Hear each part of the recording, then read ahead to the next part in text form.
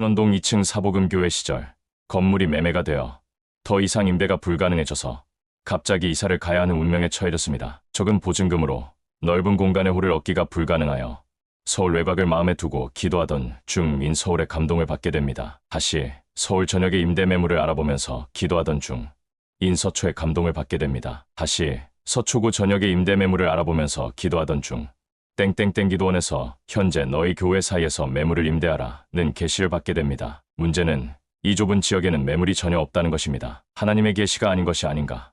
저는 계시를 의심하고 있었지만 신전도사님은 제게 임한 계시를 의심한 적이 한 번도 없었기에 계속 인터넷을 뒤지더니 목사님, 바로 옆에 옆 건물에 임대가 나왔어요.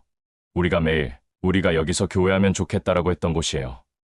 내일 보러 가요. 소나무와 잔디밭이 어우러진 그 주변에서 가장 아름다운 건물이었습니다. 다음날 아침 바로 옆에 건물인 잔디밭 건물 1층 및 지하층을 보고 저는 대실망을 하게 됩니다. 인테리어 비용이 수천만 원은 들어가야 하는 곳이었기 때문입니다. 저는 하지 말아야지라고 마음을 먹고 그래도 마지막으로 건물을 둘러보면서 기도하였는데 하나님의 뜻이 아닌 제 나름대로의 감동이 밀려오는 것입니다. 저는 눈을 딱 감고 앞뒤 재지 않고 곧바로 주인에게 계약하였습니다. 라고 제 의사를 전달하고 결국 잔디밭 사복음교회를 새롭게 탄생시킨 것입니다. 계약하자마자 인테리어 비용 및 필요한 모든 경비가 들어왔으며 하나님께서 주신 말씀대로 히브리어 NL라어 번역 출판사 등록을 하였으며 또한 하나님의 말씀대로 하나님의 집 방음부스를 들여놓았으며 각종 인테리어를 완성하니 최고의 예배처가 된 것입니다. 교회 이전에 단 한 명의 이탈도 일어나지 않았으며 큰 소리로 예배드려도 주변 사람들에게 피해를 입히지 않게 되었고 코로나 시절에도 거의 국가의 간섭을 받지 않고 마음껏 예배드렸으며 하나님의 약속대로